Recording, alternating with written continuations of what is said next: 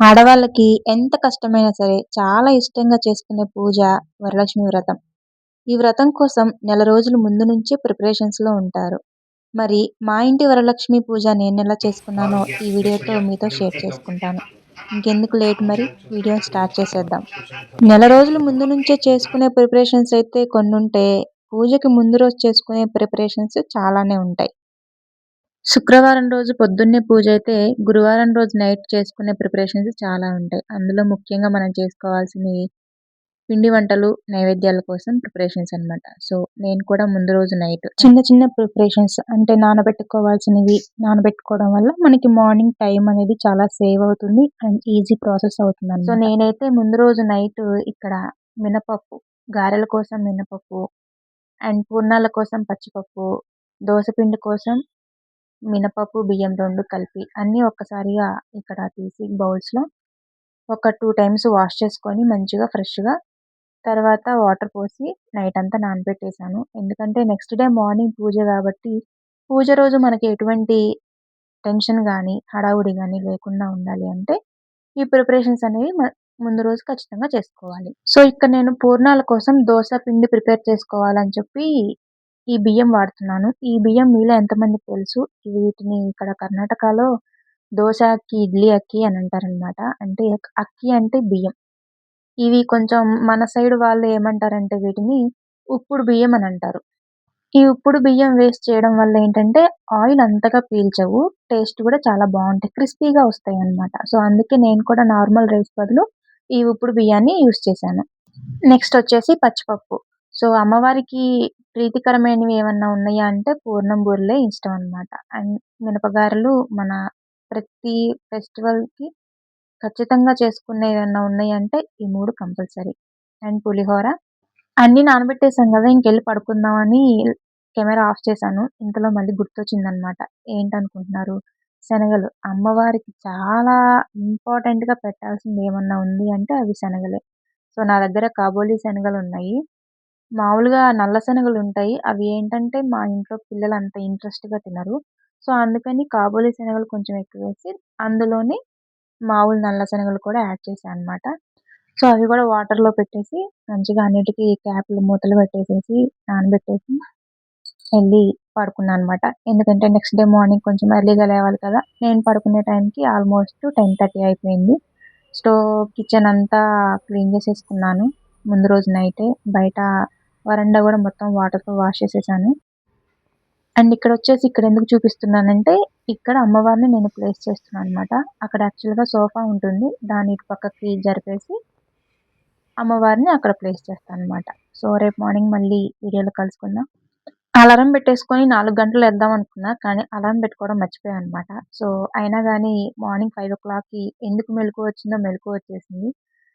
Time గూడా చూసుకోలేదు. గబగబా లేచి బయటకొచ్చేసా అనమాట. టైం చూస్తే అప్పుడు 5 అయింది. అబ్బా! ఇంకొక గంట ముందు లేచుంటే ఇంకా పనులు తొందరగా అయిపోయాయి కదా అనిపిచ్చింది. అయినా పర్వాలేదు 5 గంటలకి లేచినా గానీ ఆల్రెడీ ముందు రోజు నైట్ అంతా ప్రిపేర్ చేసుకున్నాను కాబట్టి అంత టెన్షన్‌గా పడే పని లేదనిపిచ్చింది నాకు.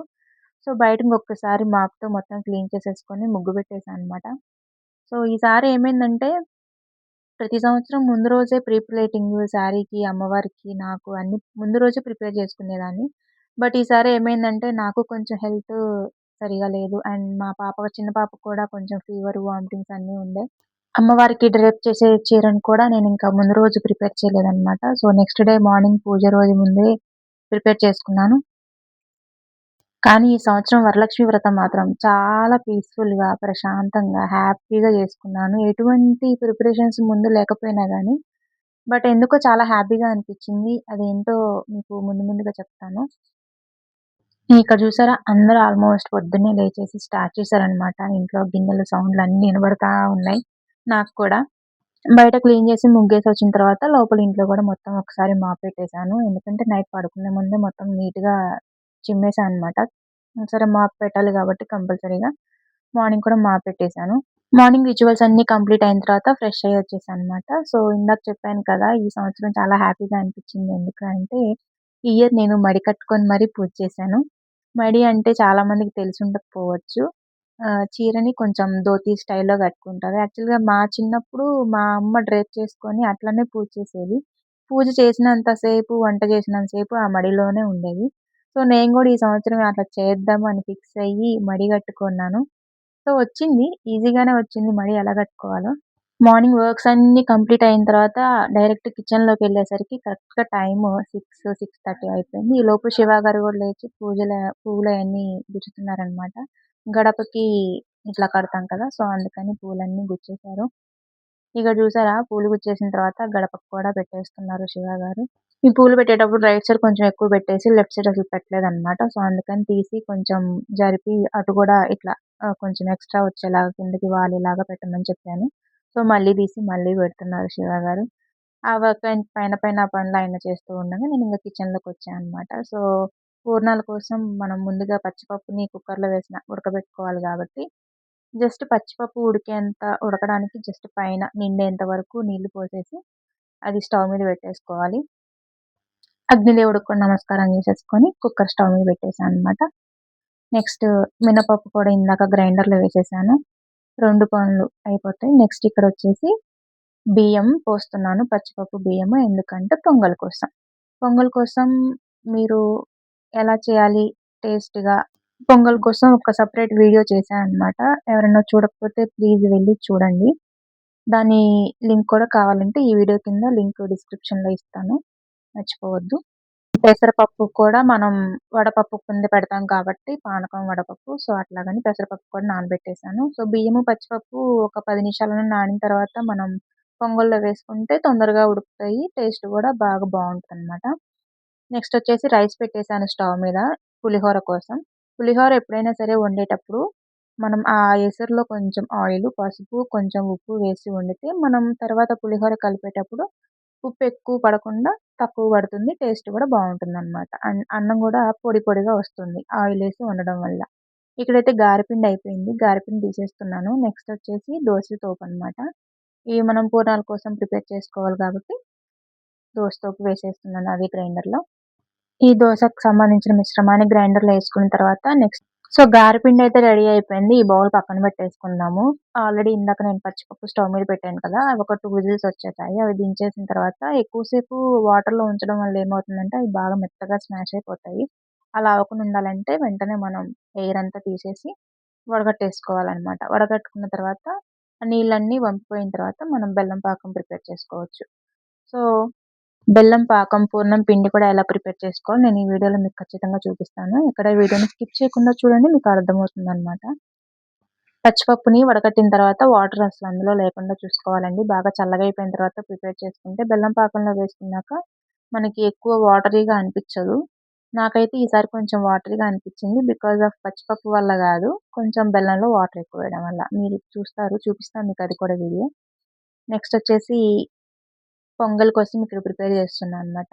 నేను పొంగల్ ఎప్పుడు చేసినా సరే ఇత్తడి గిన్నెలోనే చేస్తా అండి. ఎందుకంటే ఇత్తడి గిన్నె అనేది చాలా మందంగా ఉంటుంది. మనం ఉడికించే రైస్ అనేది చాలా టైం తీసుకొని కుక్ అవుతుంది కాబట్టి చాలా టేస్టీగా గూడా వస్తుంది ఇత్తడి గిన్నెలో. అండ్ అదే కాకుండా మిగతా గిన్నెలన్నీ మనం ఎప్పుడు వంటకి యూజ్ చేస్తూ ఉంటాం కాబట్టి అవి కాకుండా ఇలా సెపరేట్‌గా పొంగల్ కోసం ఇత్తడి గిన్నెనైతే యూజ్ చేస్తాను. మీ ఇంట్లో మీరు కూడా ఇలానే యూజ్ చేస్తారా? కామెంట్ సెక్షన్‌లో కామెంట్ జేయండి. లేదంటే నార్మల్ గిన్నెలు యూజ్ చేస్తారో కామెంట్ చేయండి. ఓకేనా?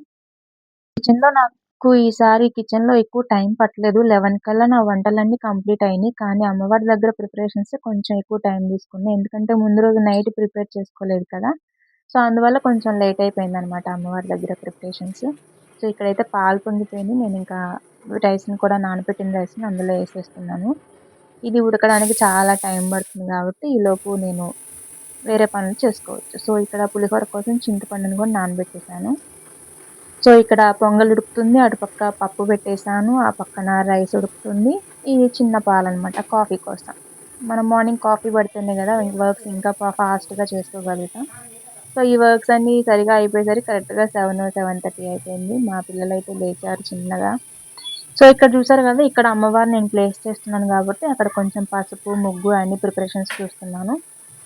పక్కనున్న ఆ స్టూల్ మీద అమ్మవారిని పెడతాననమాట. సో, ఆ స్టూల్ ఉన్నంత ప్లేస్ వరకు నేను మంచిగా పసుపంతా అప్లై చేస్తున్నాను. గడపకు కూడా రాయాలని చూస్తే, మమ్మీ గడపకు నువ్వు రాయొద్దు నేను రాస్తానని చెప్పి రూప అన్నదనమాట మా పెద్ద పాప. సో, అందుకని బౌల్ అక్కడ పెట్టేసి ఇంకా ముగ్గు వేసేసాను అనమాట. ముగ్గు వేసి పసుపు, కుంకుమ అంతా వేసేసి ఆ స్టూల్‌ని ఆ ముగ్గు మీద ప్లేస్ చేశాను అనమాట. మామూలుగా అయితే పెద్ద టేబుల్ ఉంది. కానీ అంత టేబుల్ తీయడానికి కొంచెం కష్టమయ్యి చిన్న స్టూల్ పెట్టేసా. నేను లాస్ట్ ఇయర్ కూడా వరలక్ష్మి వ్రతం చేశానండి. అది కూడా వీడియో తీశాను. ఆ వీడియో ఒకవేళ మీరు చూడాలనుకుంటే ఒకసారి వెళ్లి చూడండి. లేదంటే లింక్ డిస్క్రిప్షన్‌లో ఇస్తాను. చూడండి ఆ వీడియో లింక్. ఇక్కడ శివ గారు పూజ కోసం అమ్మవారికి దండ ప్రిపేర్ చేశారు. సో నేను మళ్ళీ కిచెన్‌లోకొచ్చేసాను అనమాట. సో రైస్ అయితే కంప్లీట్ అయిపోయింది. ఈ రైస్‌లోకి మనం చింతపండుని ఉడకబెట్టే లోపు రైస్ చల్లారాలి కాబట్టి ఒక పెద్ద బౌల్ తీసుకొని రైస్‌నంతా బౌల్‌లోకి తీసేసుకున్నాను. సెపరేట్ చేసుకున్నాను. పూజ అని అనుకుంటామే గానీ చాలా వర్క్స్ ఉంటాయండి. ముందు రోజు వర్క్స్ ఉంటాయి. పూజ రోజు వర్క్స్ ఉంటాయి. మళ్ళీ పూజ అయిపోయిన తర్వాత ఆ తర్వాత నెక్స్ట్ డే ఉండే వర్క్స్ చాలా ఉంటాయి. ఈజీ అనుకుంటాం గానీ చాలా కష్టం. బట్ ఇంట్లో ఉండే లేడీస్‌కి మాత్రం చాలా గ్రేట్ అనే చెప్పాలి. నేను నా గురించి చెప్తున్నానని కాదు. యాక్చువల్‌గా చెప్తున్నాను. ఎందుకంటే కిచెన్‌లో చూసుకోవాలి, పూజ దగ్గర చూసుకోవాలి, మళ్ళీ పూజంతా అయిపోయిన తర్వాత నెక్స్ట్ డే అయన్నీ సర్దుకోవాలి నీట్‌గా. సో, చాలా వర్క్స్ ఉంటాయి. అంత ఈజీ అయితే కాదు. సో, ఇక్కడైతే నేనింక నెక్స్ట్ గారెల కోసం ప్రిపేర్ చేస్తున్నాను. ఇక్కడ చూసారా పొంగల్ ఇంకా కుక్ అవుతూనే ఉంది. పొంగల్ కుక్ అయ్యేలోపు ఆల్మోస్ట్ సగం వర్క్స్ అన్నీ అయిపోయినాయన్నమాట. గారెల కోసం ఇక్కడ గారె పిండిని మొత్తం కలిపేస్తున్నాను. మీరు గారెల పిండి మంచిగా నీట్‌గా బొరుగుగా వేయగానే నీట్‌గా రావాలంటే గారె పిండి వేసిన తర్వాత ఫ్రిడ్జ్‌లో పెట్టి తీయండి. ఫ్రిడ్జ్‌లో ఒక పావుగంట పెట్టి తర్వాత తీసి గారెలేయండి. మంచిగా క్రిస్పీగా షేప్ కూడా బాగొస్తాయి. బట్ నేనైతే ఇక్కడేం ఫ్రిడ్జ్‌లో ఏం పెట్టలేదు. సో, ఇక్కడ చూసారా కొంచెం ఆయిల్ అయితే పీలుస్తున్నాయి. ఇక్కడ ఆయిల్ పీల్చకుండా ఉండడానికి మీకొక చిన్న టిప్ చెప్తాను. బియ్యపు పిండి ఉంటుంది గదా ఇంట్లో. బియ్యపు పిండిని ఒక స్పూన్ వేసామంటే ఒక స్పూన్ వేసి ఒక 10 మినిట్స్ నానబెట్టిన తర్వాత మనం గారెలేసుకుంటే ఆయిల్ అంతగా పీల్చదనమాట. ఈ టిప్ మీలో ఎంతమందికి తెలుసు? తెలిస్తే ఓకే. తెలియకపోతే కామెంట్ సెక్షన్‌లో కామెంట్ చేయండి. అండ్ నెక్స్ట్ వచ్చేసి ఇక్కడ పొంగలి. పొంగలి ఇట్లా ఉడికేటప్పుడు మనం కంటిన్యూయస్‌గా కలుపుతా ఉంటే ఏమవుతుందంటే గుజ్జుగా వచ్చేస్తుందనమాట. తినేటప్పుడు మనకి జున్ను టేస్ట్ మాదిరొస్తుంది. సో, ఇక్కడ నేను బెల్లం యాడ్ చేస్తున్నా. స్టవ్ ఆపిన తర్వాత మనం బెల్లాన్ని యాడ్ చేయడం వల్ల ఏంటంటే పాలు ఇరగకుండా పొంగల్ టేస్ట్ బావుంటుంది. నేను మామూలుగా ఒక వీడియోలో చేశాను. వేరే విధంగా చేశాను. అంటే గుజ్జుగా ఎంతసేపయినా సరే ఉండాలి అంటే కొన్ని టిప్స్ చెప్పి వీడియో పోస్ట్ చేశాననమాట. ఆ వీడియో లింక్ మీకు కిందిస్తాను డిస్క్రిప్షన్‌లో. కంపల్సరీ చూడండి, వాచ్ చేయండి. వీడియో నచ్చితే మాత్రం ఖచ్చితంగా లైక్ చేసి మీ ఫ్రెండ్స్‌కి, రిలేటివ్స్‌కి షేర్ చేయండి. ఇక్కడ పొంగలైతే అయిపోయింది. దీంట్లో యాలుక్కాయ పొడి వేసేసి పక్కన పెట్టేసుకున్నాను అనమాట. సో, ఇక్కడ చూసారా చాలా వేడిగా ఉన్నప్పుడు బెల్లం వేయబట్టి కొంచెం లూజ్‌గా అవుతుంది రైస్ అంతా. సో, మా పాప గూడా మంచిగా ఫ్రెష్‌గా రెడీ అయ్యి వచ్చేసిందనమాట ఇంకా. పూజలో పార్టిసిపేట్ చేసింది. బికాజ్ ఈ సంవత్సరం ప్రతి సంవత్సరం ఏది చేసినా నేను చేయను అని చెప్పేది. బట్ ఈ సంవత్సరం చాలా వర్క్స్‌లో హెల్ప్ చేసింది. చాలా పనులు చేసింది. గడప ఫస్ట్ రాసింది. దేవుడి గుడిలో సామాను క్లీన్ చేసింది. పెద్ద పెద్ద కుందులు అయ్యి క్లీన్ చేసింది. పూజ దగ్గర సెట్టింగ్స్ అన్నీ చేసింది. చాలా హెల్ప్ చేసింది. నాకెందుకో అమ్మవారు ఈ సంవత్సరం పూనిందేమో అనిపిచ్చింది. కానీ ఒక పక్క చాలా హ్యాపీగా అనిపిచ్చింది. నెక్స్ట్ కొంచెం శివ గారు కూడా కిచెన్‌లో హెల్ప్ చేశారు. ఈలోపు నేను శారీ డ్రేపింగ్ అయి చేస్తా ఉన్నాననమాట అమ్మవారికి. ఆ క్లిప్స్ కూడా ఇక్కడ మీకు యాడ్ చేస్తాను చూడండి. సో, వీడియోని ఎక్కడ స్కిప్ చేయకుండా చూడండి. కాకపోతే కొంచెం ఫాస్ట్ వర్డ్ పెట్టుకొనైనా చూడండి గానీ స్కిప్ మాత్రం చేయొద్దు. సో, ఇక్కడైతే పూర్ణాల కోసం బెల్లం వేసేసాను. నేను 4 టీ కప్స్ పచ్చిపప్పు తీసుకున్నాను కాబట్టి 4 కప్స్ బెల్లం తీసేసుకున్నా. కాకపోతే ఇక్కడ మీకు చూపించడానికి పెద్ద బౌల్ చూపించాను. సో, సేమ్ క్వాంటిటీ తీసుకుంటే టేస్ట్ మీడియంగా ఉంటుంది. ఎక్కువ స్వీట్ ఉండదు. అలానే తక్కువ స్వీట్ ఉండదు. బెల్లం వేసిన తర్వాత అందులో కొంచెం వాటర్ వేసి ఒక 2 టైమ్స్ పొంగు రాగానే మనం పచ్చిపప్పును మిక్సీలో ఒక్క తిప్పు తిప్పి మనం తీసుకుంటే పిండిలా వస్తుందనమాట. సో, దాన్ని సగం వరకు వేసుకొని సగం వరకు పప్పు అంతే వేస్తే సరిపోతుంది. ఇదంతా కుక్ అవ్వడానికి ఒక ఆల్మోస్ట్ 15 మినిట్స్ టైం అయితే పడుతుంది. అలా వాటర్ అంతా వెళ్ళిపోయి ఇట్లా కొంచెం గట్టిగా అయ్యేంత వరకు కలుపుతూ ఉండాలనమాట. ఇక్కడ కొంచెం హ్యాండ్‌కి ఎనర్జీ కావాలి. కొంచెం చేతికి పనైతే పడుతుంది. పూర్ణం పిండి రెడీ అయింది. అది ఆరిన తర్వాత మనం పూర్ణాలు ప్రిపేర్ చేసుకుందాం.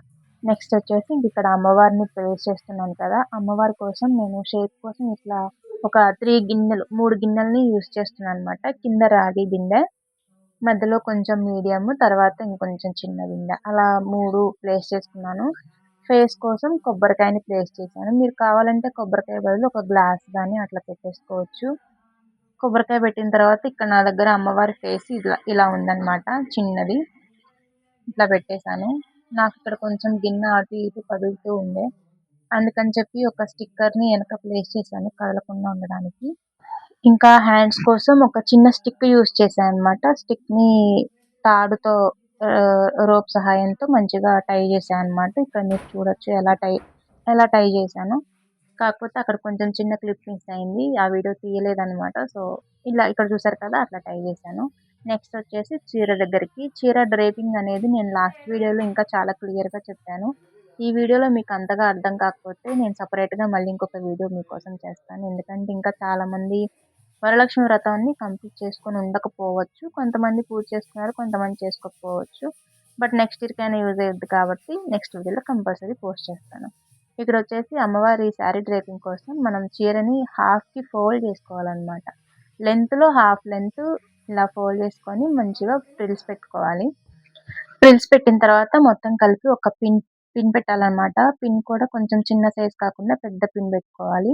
సో ఇక్కడ చూపిస్తున్నాను కదా, అక్కడ మనం చేయి పెట్టిన ప్లేస్లో పిన్ చేసుకోవాలన్నమాట. పిన్ చేసి దాంట్లో ఒక చిన్న తాడు కానీ బొండు కానీ ఏదన్నా ఉంటే దాని నుంచి అట్లా తీయాలి. తీసి మనం బిందెకి టై చేయాలన్నమాట. దాన్ని టై చేసిన తర్వాత ఇట్లా శారీ లాగా డ్రేప్ చేస్తే అయిపోతుంది. చాలా ఈజీ డ్రేప్ అన్నమాట. ఇక్కడ చూడండి శివ గారు. చూడండి, మా ఇంట్లో వరలక్ష్మి అమ్మవారు మీకు వెనక్కి కనిపిస్తుంది కదా, అమ్మవారిని ఈ విధంగా రెడీ చేసాము. పూజ ఇంకా మొదలుపెట్టే సమయం రాలేదు. మొదలుపెట్టిన తర్వాత కూడా ఒక వీడియో తీసి పోస్ట్ చేయడానికి ట్రై చేస్తాం. చూడండి మా ఇంట్లో వాళ్ళు ఎలా రెడీ అవుతున్నారో. రూప చాలా ఎక్కువ పని చేసింది ఈరోజు అమ్మవారిని పూజ చేద్దామని. గగనకి కొంచెం ఫీవర్ ఉంది, అందుకే గగన కొంచెం డల్గా ఉంది. ఇక మిగిలిన వారి ఛానల్ ఓనర్ గారు ఇంకా రెడీ అవుతున్నారు. చూసారుగా, అందరికీ హాయ్ అని చెప్పండి. హాయ్. ఓకేనా? ఈ గెటప్ చూసిన వాళ్ళందరూ పంతులు గారు మా ఇంట్లో పూజ చేస్తారన్నారు. నేను పూజ చేసేంత పాండిత్యం నేర్చుకోలేదు. బాయ్ బాయ్, మళ్ళీ కలుద్దాం. అదనమాట సంగతి. శివ గారి ప్రోగ్రామ్ అయిపోయింది. నెక్స్ట్ మన ప్రోగ్రాంలోకి వచ్చేద్దాం. సో నా కిచెన్లో పనంతా వంటలంతా అయిపోయేసరికి ఆల్మోస్ట్ 11 అయిపోయింది. తర్వాత నేను కూడా రెడీ అయిపోయి పూజ స్టార్ట్ చేశాను. ఆల్రెడీ మార్నింగ్ దీపం పెట్టేశాను, బట్ అయినా అమ్మవారిని ఇక్కడ ప్లేస్ చేశాను కాబట్టి 12 లోపే స్టార్ట్ చేద్దామని గబగబా రెడీ అయ్యి వచ్చాను. ఎక్కువ కూడా ఏం రెడీ అవ్వలేదు. సో ఇక్కడైతే పూజ అయితే స్టార్ట్ చేసాము.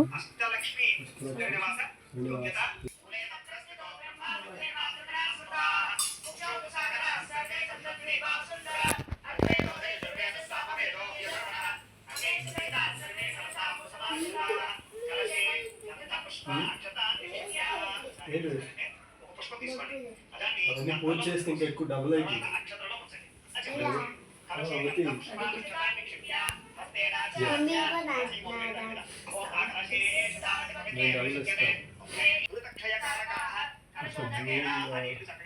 అక్కడే ఉండాలి, అన్ని ఫ్లవర్స్ కావాలి. పూజా ద్రవ్యాన్ని సంప్రోక్ష ఈసారి పుష్పం ముచ్చి నమస్కారం చేయండి. ఈసారి మనం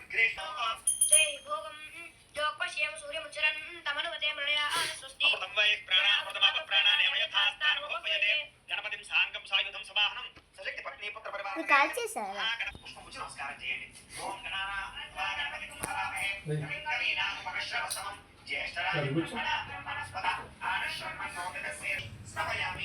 పుష్పంతో గణపతి మీద నీళ్లు చల్లుతుండండి. ఓం శ్రీ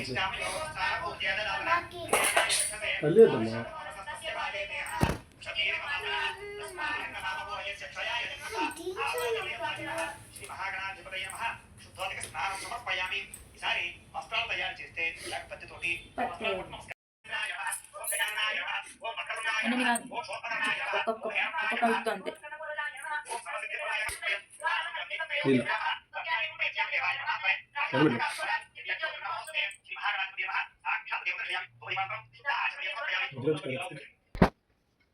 నీళ్ళు ఇట్లా వాగి పెట్టాను.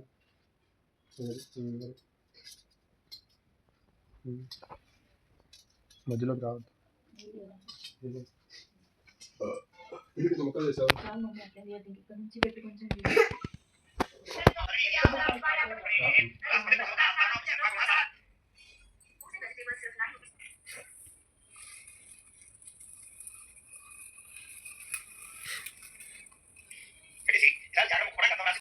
యూట్యూబ్ దయ వల్ల పూజల కోసం పూజారులను ఎతుక్కునే పని లేకుండా మంచిగా యూట్యూబ్‌లోనే అవైలబుల్ ఉంటున్నారు. సో, మేము కూడా యూట్యూబ్‌లో పూజారిని పిలిపించుకొని పూజ చేసుకున్నామనమాట. సో, పూజంతా కంప్లీట్ అయ్యాక తోరాలు గూడా కట్టుకున్నామనమాట. తర్వాత అమ్మవారికి ప్రసాదాల కింద మేము పొంగలి, పులిహోర, పూర్ణాలు, గారెలు, వడపప్పు, పానకము, ఇంకా పంచామృతం, ఫ్రూట్స్ అన్నమాట. సో, నైవేద్యం కింద ఇవన్నీ పెట్టేసి అమ్మవారికి నైవేద్యం చేసి పూజ అయితే కంప్లీట్ చేసుకున్నాం సక్సెస్‌ఫుల్‌గా.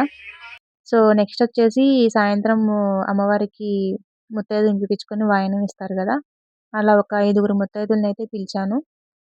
5గురు ముత్తైదులకి వాయనం కూడా ఇచ్చేసాను. తర్వాత సాయంత్రం వచ్చేసి రూప వాళ్ళ ఫ్రెండ్స్ అన్నమాట. ఇక్కడున్న పిల్ల బ్యాచ్ అంతా వచ్చారన్నమాట. వాళ్ళందరూ అందరిళ్ళకి వెళ్ళి, అందరిళ్ళలో లక్ష్మీలని చూసి, దండం పెట్టుకొని, అక్షింతలు తీసుకొనొచ్చారు. సో, మా ఇంటికి కూడా వచ్చారు గాబట్టి వాళ్ళందరికి కూడా పసుపు, కుంకుమ ఇచ్చేసి ప్రసాదాలు గూడా పెట్టాను. అష్టలక్ష్ములు మా ఇంటికొచ్చినట్టు నేను ఫీలయ్యానన్నమాట. మా ఇంటి వరలక్ష్మి వ్రతం అయితే ఎక్కువ హంగులు, ఆర్భాటాలు లేకుండా అండ్ ప్లాస్టిక్ ఫ్రీ అన్నమాట. పూజ అయితే కంప్లీట్ చేసుకున్నాము. నెక్స్ట్ డే మార్నింగ్ ఇంకా నేను అమ్మవారికి దద్దోజనం ప్రిపేర్ చేసి, దద్దోజనాన్ని నైవేద్యంగా పెట్టేసి, ఫ్రైడే మనం అమ్మవారిని కదిలిచ్చాము. ఎందుకంటే మన ఇంటి అమ్మవారిని, మహాలక్ష్మిని ఇంట్లో నుంచి పంపకూడదు కాబట్టి ఫ్రైడే కాకుండా నేను సాటర్డే మార్నింగ్ నైవేద్యం కింద దద్దోజనం పెట్టేసి నేను అమ్మవారిని కదిలిచ్చి మొత్తం అప్పుడు తీసా అనమాట. సో, ఇదండి సంగతి. మా ఇంటి వరలక్ష్మి వ్రతం ఇలా చేసుకున్నా నేను. నేను గత 8 ఏళ్లుగా మా ఇంట్లో నేను పూజ చేసుకుంటున్నాను. మీరు కూడా మీ ఇంట్లో పూజ చేసుకుంటే కామెంట్ సెక్షన్‌లో కామెంట్ చేయండి. నేనేమన్నా మిస్టేక్స్ చేసినా, ఏమన్నా తప్పులున్నా కామెంట్ చేయండి. తెలుసుకుంటది నేను కూడా. తెలియనియి చాలానే ఉంటాయి. తెలుసుకోవడంలో తప్పేం లేదు. సో, కామెంట్ చేయండి. నేనేమనుకోను. నెక్స్టొచ్చేసి పూజంతా అయిపోయిన తర్వాత మా రూప చిన్న క్లాసికల్ డాన్స్ అమ్మవారికి నివేదనగా చేసిందనమాట. ఆ వీడియోని కూడా మీకిక్కడ చూపిస్తాను చూడండి. సో, వీడియోని అంతా చూస్తే ప్లీజ్ లైక్ చేసి, సబ్స్క్రైబ్ చేసుకొని సపోర్ట్ చేయండి. నెక్స్ట్ వీడియోలో మరొక వీడియోలో మళ్ళీ కలుద్దాము. ఈ పూజ వీడియోతో పాటు ఇంకో గుడ్ న్యూస్ కూడా షేర్ చేసుకుందాం అనుకున్నాము. కానీ ఆ గుడ్ న్యూస్ ఇంకా మమ్మల్ని రీచ్ అవ్వలేదు. సో, నెక్స్ట్ వీడియోలో అన్నా షేర్ చేసుకోవడానికి ఆ గుడ్ న్యూస్ మాకు రీచ్ అవ్వాలని మనస్ఫూర్తిగా అమ్మవారికి దండం పెట్టుకున్నాను. సో, మీరు కూడా అందరికీ అమ్మవారి ఆశీర్వాదాలు, ఆమె చల్లని చూపు మీపై ఉండాలని కూడా ఆ అమ్మవారికి నమస్కారం చేసుకున్నాను. వీడియోని ప్లీజ్ లైక్ చేసి, కామెంట్ చేసి, షేర్ చేయండి మీ రిలేటివ్స్‌కి.